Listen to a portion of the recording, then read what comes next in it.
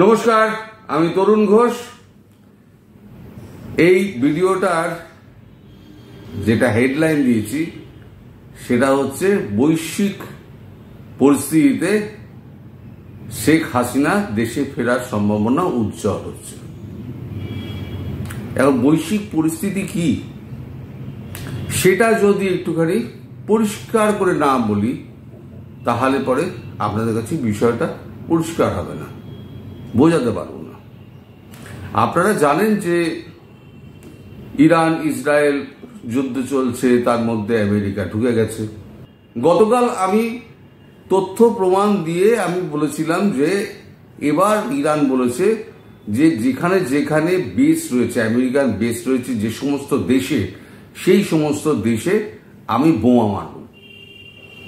এইটা বলার পর তারপরে তো গতকাল রাত্রিবেলাতে, মানে আমাদের এখানে সময় তো অনেক তফাৎ, ওদের যে সময় সেই রাত্রিবেলাতে কুয়েতে দোহাতে মিলিটারি ইনস্টলেশন, যেটা মার্কিন ইনস্টলেশন ছিল, সেখানে দামাদাম করে বোমা মেরে দিয়েছে। এখন তারপরে যেটা হচ্ছে বাহরাইন, ইউএই, কুয়েত, সৌদি আরব সবাই যে যার এয়ার স্পেস সব বন্ধ করে দিয়েছে, কারণ এদের সব জায়গাতেই মার্কিন রয়েছে, বেস রয়েছে। এখন এই কারণেই কিন্তু এই আরব দেশগুলো মার্কিন যুক্তরাষ্ট্রের ওপরে ক্ষেপেছিল যে তোমরা আমাদেরও তুমি যুদ্ধের মধ্যে জড়িয়ে ফেললে যেখানে আমাদের কোনো ভূমিকাই নেই। আর ইরান পরিষ্কার বলে দিয়েছে আমি কাউকে ছেড়ে কথা বলবো না, যারা যারা এই আমেরিকান বেস যারা যারা দিয়েছে তাদেরকে ফল ভুগতে হবে, এবং আমেরিকাকে আমি শেষ শিক্ষা দিয়ে ছাড়ব। ট্রাম্পের অবস্থা খারাপ, তার মানে কি আরব দুনিয়াও এই যুদ্ধের মধ্যে ঢুকে গেল। এদিকে রাশিয়া হুঙ্কার মারছে যে ইউক্রেনে যারা সমস্ত অস্ত্রশস্ত্র সাপ্লাই করছে, যারা অর্থ দিচ্ছে, সেটা হচ্ছে ইউরোপিয়ান দেশ এবং আমেরিকা। ফলে ইউরোপে আমি প্রথম তো তেল বন্ধ করব, তারপরে আমি মিসাইল রাখব। ফলে ইউরোপ, আমেরিকা, ব্রিটেন, আরব দেশগুলো সঙ্গে ইসরায়েল, রাশিয়া, ইউক্রেন এবং ইরান, পুরো একেবারে দেশ বা পৃথিবীটা একেবারে ওলট পালট হয়ে গেছে। আর এর মধ্যে ঢুকে রয়েছে পাকিস্তান। সেই পাকিস্তান নিয়ে আমি আলাদা ভিডিও করব। পাকিস্তানের এই যে সেনানায়ক আসিম মুনির, তাকে তো ডোনাল্ড ট্রাম্প নিয়ে গিয়ে দুপুরবেলা খাইয়েছে না, লাঞ্চ করিয়েছে। লাঞ্চ যা করিয়েছে সেই মেনু তো শুনলে আপনারা অজ্ঞান হয়ে যাবেন। যাই হোক, লাঞ্চ তো হয়নি, হয়েছে ডিল। মুনিরা দেশকে বেঁচে দিয়েছে। এই যে মুসলিম উম্মা বলে চেঁচায় না, টাকার কাছে মুসলিম উম্মাকে পাকিস্তান বেঁচে দিয়েছে, তাদেরকে বেচ দিয়েছে। এদিকে চায়না বলেছে আমি খাইয়ে পড়িয়ে মানুষ করে আমি রাখলাম, আর এখন আমেরিকার কোলে গিয়ে বসলো। আমেরিকার যদি এইখানে যদি সাহায্য যদি ও করে, পাকিস্তান করে, তাহলে আমি পাকিস্তানকে ছেড়ে কথা বলবো না। তার মানে পরোক্ষে চীনও ঢুকে গেল। যদি আমেরিকা আরো পাকিস্তানকে ইউজ করে, তার মানে চীন একটা বড় অ্যাকশন আমেরিকার ওপর নেবে। সেক্ষেত্রে আমেরিকা চীনের ওপর রিটালিয়েট করবে। তার মানে যেটুকু এশিয়ান কান্ট্রির মধ্যে যে যুদ্ধটা ঢোকার অবস্থা ছিল না, সেটা কিন্তু এই পাকিস্তানের জন্য এই গজিয়ে উঠল। রাশিয়ায় এক ছিল, এবার চায়না যদি জড়িয়ে পড়ে তাহলে বাকি রইল ভারতবর্ষ। বোঝাতে পারলাম? এই পরিস্থিতিতে ভারতবর্ষের সঙ্গে পাকিস্তানের তো উত্তেজনা তো বাড়ছে। এই একটা ঘোলাটে পরিস্থিতির সৃষ্টি হয়েছে। এই ঘোলাটে পরিস্থিতিতে এখন আমেরিকা তার বেসে যখন অ্যাটাক করেছে, আমেরিকা তো ছেড়ে কথা বলবে না। আমেরিকা ইরানের ওপরে তো অ্যাকশন নেবে, তার মানে ইরানও ছাড়বে না। ইরান এবার পাকিস্তানকে মারবে, আর পাকিস্তানকে যখনই মারবে তখন চায়নাও পাকিস্তানকে মারবে। মানে পাকিস্তান যেখান দিয়ে হোক মার খাবে। আমেরিকা যুদ্ধ হারলেও মার খাবে, আমেরিকা যুদ্ধ জিতলেও মার খাবে, কারণ চায়না বসে আছে আর এদিকে ভারত বসে আছে। ভারত তো যুদ্ধ পজ দিয়েছিল। আসলে আমেরিকা অনুরোধ করেছিল যে আমার এই যে ডার্টি বোমগুলো রয়েছে সেগুলো আমি সরিয়ে নিই, তারপরে তো তুমি যা খুশি তাই করো, আর ইরানের ব্যাপারটা আমি সামলে নিই, তারপরে মোদি আপনি যা খুশি তাই করুন, আমার কোনো আপত্তি নেই। ব্যাপারটা হলো সেটা।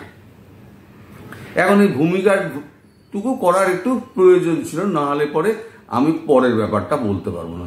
আচ্ছা, তার আগে একটু বলে দিই যে গতকালকে তো আমি বাংলাদেশ নিয়ে কোনো ভিডিও করিনি, আপনারা দেখেছেন। আমি সমগ্র পরিস্থিতি নিয়ে একটা ভিডিও করেছিলাম। তাতেও দেখলাম কমেন্টে গালাগালের বন্যা ছুটেছে। তার মানে উদ্দেশ্যপ্রণোদিতভাবে আমি যাই করি না কেন আমাকে গালাগাল করা হবে। ঠিক আছে, গালাগাল যদি শুনতেই হয় তাহলে বাংলাদেশ নিয়ে ভিডিও করেই গালাগাল খাবো। আর আজকে যদি আপনারা গালাগাল যারা করছেন তারা যদি করেন, আমি সেই ব্যবস্থা করে রেখে দিয়েছি। এবার আপনারা গালাগাল করার সাহস যদি করেন, আজকের ভিডিওর নিচে আপনারা গালাগাল করুন। এবার যেই গালাগালগুলো আপনারা করবেন সেগুলোর আপনার কম্পিউটার থেকে করুন, মোবাইল থেকে করুন, ট্যাব থেকে করুন, আপনার আইপি অ্যাড্রেস কিন্তু আমরা পেয়ে যাব। সেই আইপি অ্যাড্রেস থেকে পুরো কন্ট্রোল কিন্তু আপনার মোবাইল বা আপনার ল্যাপটপ বা আপনার কম্পিউটার বা ট্যাব, তার কোনো কন্ট্রোল আপনার থাকবে না। আপনি ওই কম্পিউটারে যদি আপনি অন্য ইমেল দিয়েও আপনি যদি আইডি খোলেন, সেটারও কিন্তু আপনার মানে কম্পিউটার, ল্যাপটপ, টেলিফোন আপনাকে ফেলে দিতে হবে। সেই ব্যবস্থা আমি করে দিচ্ছি। 7 দিনের মধ্যে এটা হবে। যার যার সাহস থাকবে তারা আজকে এই ভিডিওতে কমেন্ট করে গালাগালি করুন। এবার আসি শেখ হাসিনার প্রসঙ্গে। দেখুন, এটা পুরো বিশ্লেষণ ধর্মী একটা আমি খবর বলছি। পরিস্থিতি যেদিকে যাচ্ছে তাতে একটা পুরো উত্তেজনার সৃষ্টি হয়েছে। ওদিকে ইউরোপ, আমেরিকা যুক্তরাজ্য, এদিকে আপনার আরব দেশ, উপসাগরীয় অঞ্চলে তো মানে যুদ্ধ চলছেই। নিজেদের মধ্যে হুতি, হিজবুল্লাহ, আইএস এরা তো অ্যাক্টিভ, এরা সব ইরানের ফান্ডিংয়ে চলে। ফলে এরাও অ্যাক্টিভ হয়ে যাবে, এরাও সরাসরি মারবে, যে যাকে পারবে মারবে। একটা কঠিন পরিস্থিতির সৃষ্টি হয়ে যাবে।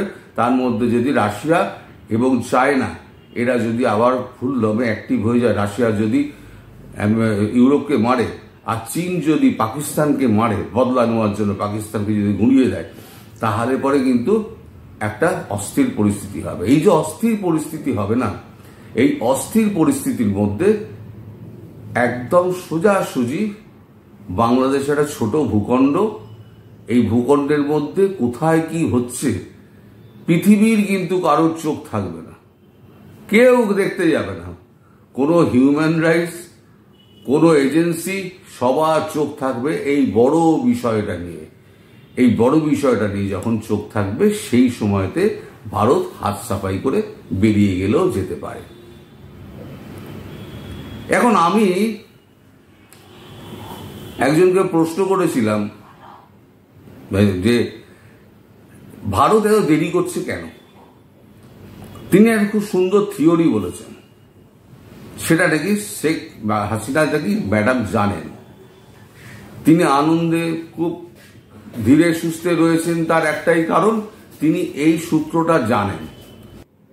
ধরুন আপনি একটা ডিম হাতে নিলেন, হাতে যদি ডিমটা আপনি চাপ দেন তাহলে ডিমটা, কাঁচা ডিমটা ভেঙে যাবে, আপনার হাত নোংরা হবে, মেঝে নোংরা হবে। তার থেকে ডিমটাকে এক জায়গায় রাখুন, একটা মুরগিকে বসিয়ে দিন, একটা সময় পর্যন্ত রিল্যাক্স করে আপনি বসুন, দেখবেন একটা সময়ের পর একটা সুন্দর জীব একটা জন্ম নিয়েছে। আপনার হাত ময়লা হলো না, আপনার মেঝে ময়লা হলো না, একটা নতুন জিনিস সৃষ্টি হলো। এই যে শেখ হাসিনার প্রতি এই যে কিছু মানুষ পুরো বাংলাদেশের জনতাকে ভুল বুঝিয়ে রেখে দিয়েছিল, এই সময়টার মধ্যে না ওই মুরগি তা দিল ডিমে। তাতে কি হলো, এই যে মানুষগুলো বুঝতে পারলো যে এদের মুখোশটা কি, এদের প্রকৃত পরিচয়, এরা প্রকৃত কি চায়, কে জামাত, কে বিএনপি, কে হচ্ছে ইউনূস, কারা হচ্ছে এনসিপি, তারা কোথায় লুকিয়েছিল, তাদের সব মুখোশগুলো খুলে গিয়েছে। পাবলিক বুঝে গেছে যে না, শেখ হাসিনা কি করেছেন, এরা কি করছে। তাহলে পরে এবার কি হলো, সেন্টিমেন্টটা পুরো চলে আসছে শেখ হাসিনার দিকে। এটাই হচ্ছে নতুন একটা প্রাণের জন্ম হলো, যেটা হচ্ছে মুরগির ছানা। এই ছানাটার জন্যই কিন্তু, মুরগির ছানাটা প্রসবের জন্যই কিন্তু ভারতবর্ষ অপেক্ষা করছিল। এখন মুরগির ছানা তৈরি হয়ে গেছে। মুরগির যে বাচ্চাটা, সেই বাচ্চাটা কিন্তু ডিম ফুটে বেরিয়ে গেছে।